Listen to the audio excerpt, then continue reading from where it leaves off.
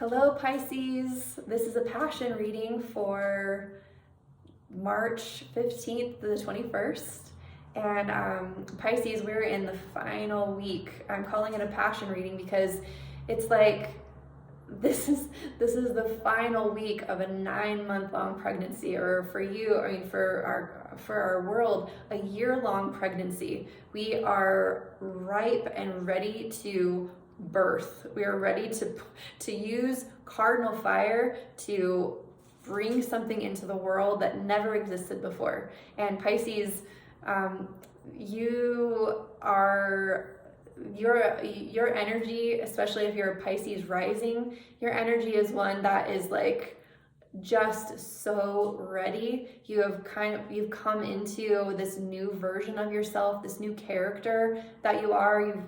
There's so much that you've learned from this long cycle, and you are so ready to emerge as this new version of you. And so this week is like a kind of an anticipation week. You're ready to just bust out, and that busting out is happening over the weekend. And for you, Aries energy is what is in your second house. And the second house is all about your value, your personal value, how the world values you, receiving value, cultivating, like prioritizing what you value. So you're going to have a very, very strong desire to do whatever it takes to bring that value into the world.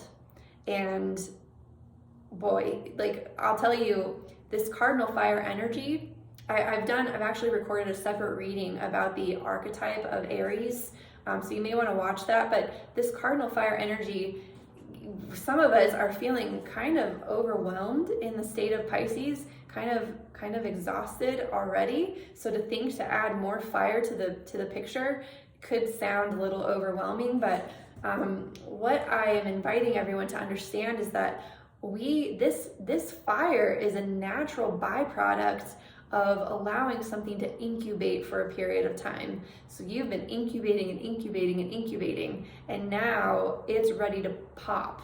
It's ready, you're ready. And the fire that makes the baby come into the world, or like births new projects into the world, we're not meant to use that for a long period of time. Usually we kind of burn out after, pushing hard or working hard or efforting. So it's really important that we also use the opposite side of the spectrum to kind of support that power that we're bringing to our lives.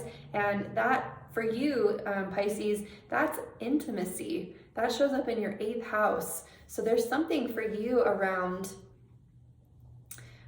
letting the way people see you and letting the way that you are intimate and vulnerable with others be a support system, a tempering, a reflection of all the value that you're prioritizing into the world right now. So this could come in the form of so many different ways. I'm thinking of my Pisces people. This could come in the form of like feedback from a loved one, of like how incredibly valuable we are, how we've impacted them, like just being seen by another of just how amazing we are. And in another way, that adoration that comes from intimacy, this could also be an opportunity for you to receive support in the form of money from an external source to like help you get your projects, whatever this passionate, valuable project that you're birthing, to help it come fully into the world. So just know that reaching out into that 8th house kind of intimacy kind of space is going to be really valuable for you. And it's part of your value. It's part of you prioritizing your values. And know that you're going to continue to get messages with Mercury moving through your 1st house of Pisces. You're going to continue to get messages to remind you to not lose yourself in all of this, to remind you of who you are and who you're meant to be in the world. So just really beautiful time. I bet you have been waiting for this time for a while, and I'm just pulling a card. Ooh, okay. So the week that we're actually entering into is right before this big birthing, and the card I pulled for you is the Five of Swords.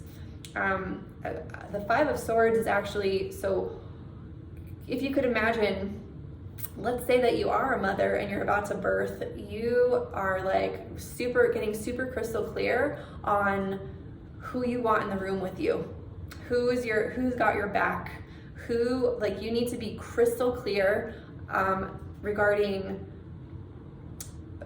like who you're gonna receive feedback from, who you're gonna let speak over your life.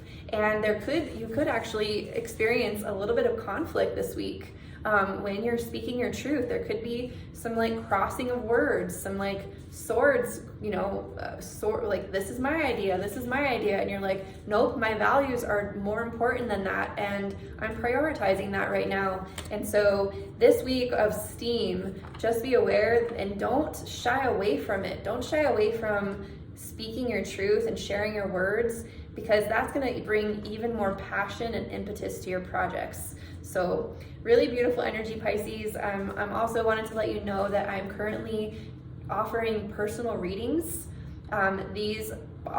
It's an excellent time to get a personal reading, because we are moving into this new Aries season, birthing of the whole new year, and what better time to get more congruent with yourself, to come into more harmony with the natural cycles, to be able to leverage like your own nature so that you're utilizing and harmonizing with the way that the world actually functions and flows. Oh, I'm getting sunlight on my nose.